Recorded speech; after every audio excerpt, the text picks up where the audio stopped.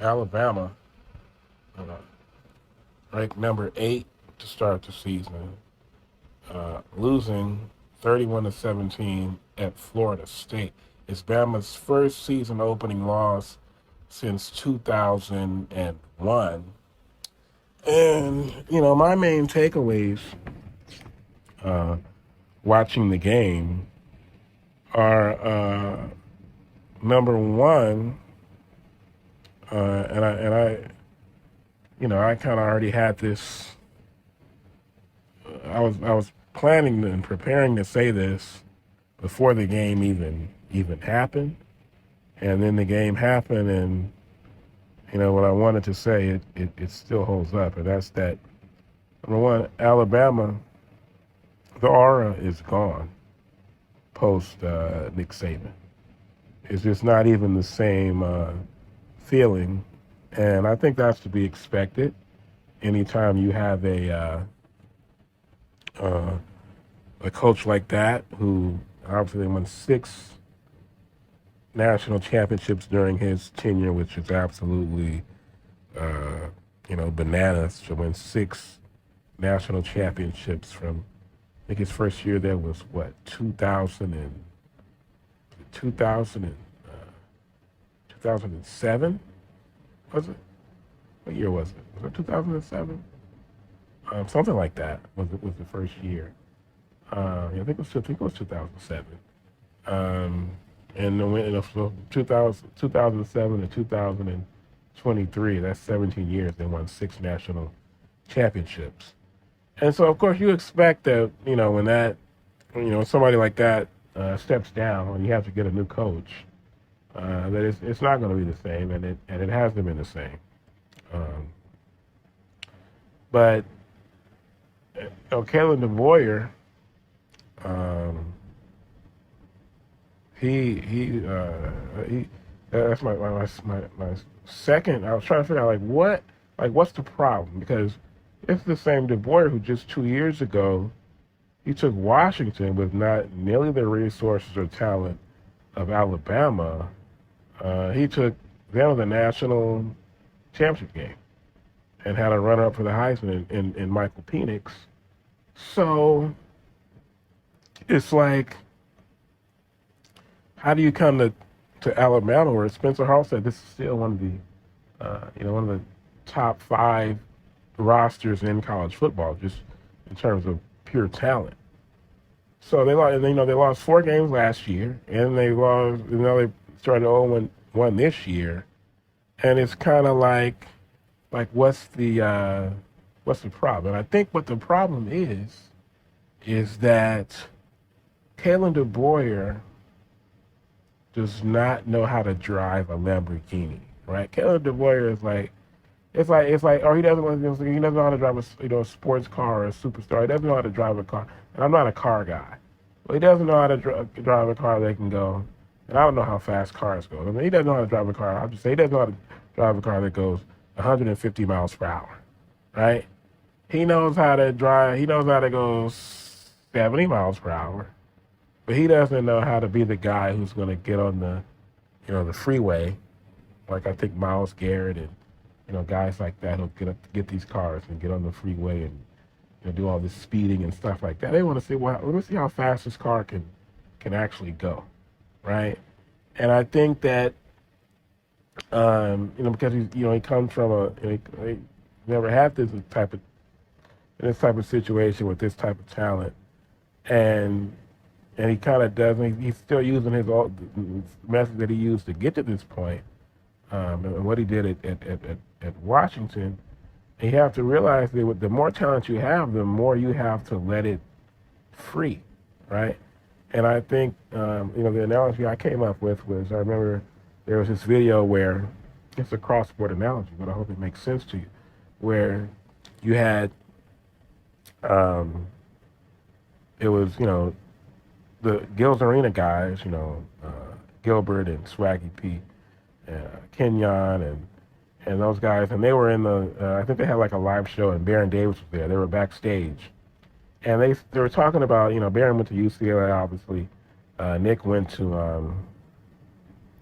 to USC, and Gilbert's son Elijah before his injury, unfortunately. He's set to play for USC this upcoming season, and so they were talking about why do these, because these days the big 5-star recruits and 4-star recruits, the big time recruits out of LA, they'll go to or California, they'll go to USC before they go to UCLA, right? USC these days, they're the ones getting the big time recruits. USC is, and so when historically, USC was a football school, and UCLA was the basketball school. But now USC is getting the more high value prize recruits, and they were saying, I forget which guy was, I think it might have been Arenas, was saying that Mick Cronin, he was at Cincinnati before he got to UCLA, and so at Cincinnati, the way they need you to, and of course Kenyon Martin went to Cincinnati also, but the way the kids need to be coached at Cincinnati, it's different than some kid who's a 5-star recruit and he's only going to be in college for 1 year before he goes to the NBA. They don't want to, Mick Cronin is one of those old school, in your face, demanding, intense, taskmaster, micromanaging type of coaches. And these kids, they don't want that, and they don't need that. They need somebody who's going to let them be free. And I think that that Kalen DeBoer doesn't realize that. Okay, Kalen, you don't have the same regular like a car that's just going to get you to and from, and you try to make the most out of it. You have a supercar now. And so you have to let those guys just, that's what Pete Carroll did. Pete Carroll was like, we're going to recruit the best roster, and at that time, USC, Florida, LSU, those were teams that they were putting together teams and rosters that were as good or better than any in the history of college football, right?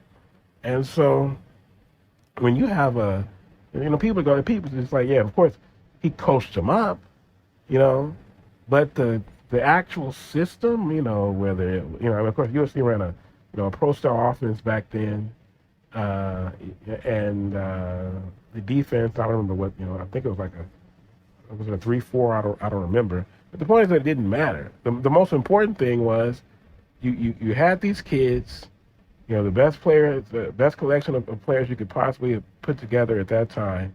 You coached them up, you coached them up like crazy, and then you let them go out there and perform, And I think that's the mentality that you have to have. If you go back and you look at like Saban at Alabama, it's like, think about how many offensive coordinators he had, because it doesn't matter, right? It doesn't matter. It doesn't matter as long as you're coaching those kids up. It doesn't really matter who the offensive coordinator is or what the system is. When you got Tua and you got Bryce Young, and you have all those receivers that they had, and the running backs, Josh Jacobs, and all these different guys. It doesn't really matter what the system is. You coach the guys up, and then you put them out there, and you just let them loose, basically, on opponents that don't have nearly as much talent, nearly as many athletes.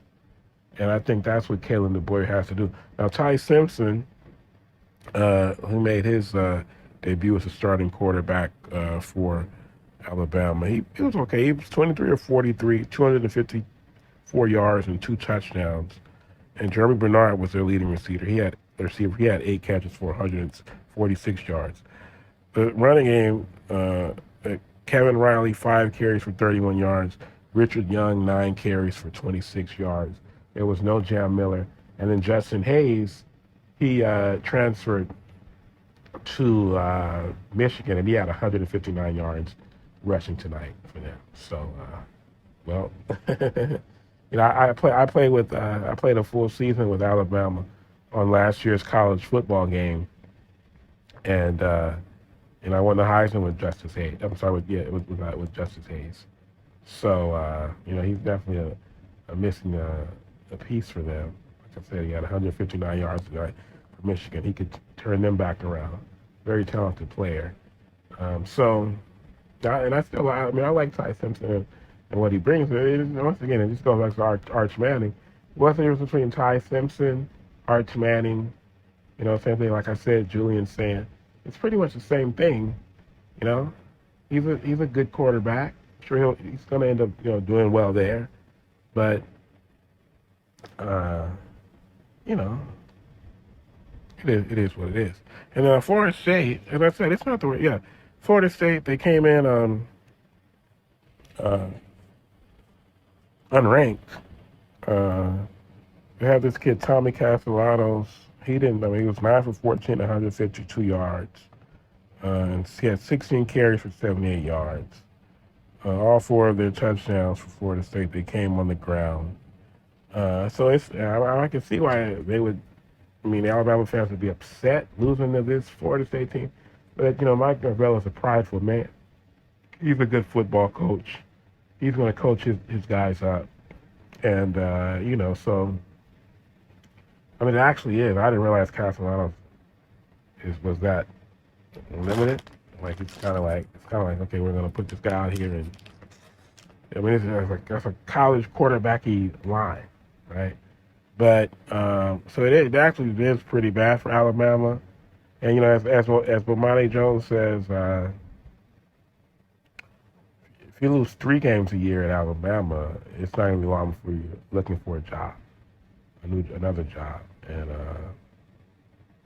they lost 4 games last year. Now they're 0-1, a game that they should have won, and they were expected to win. And Kalen DeBoer, buddy, that seat is already getting hot.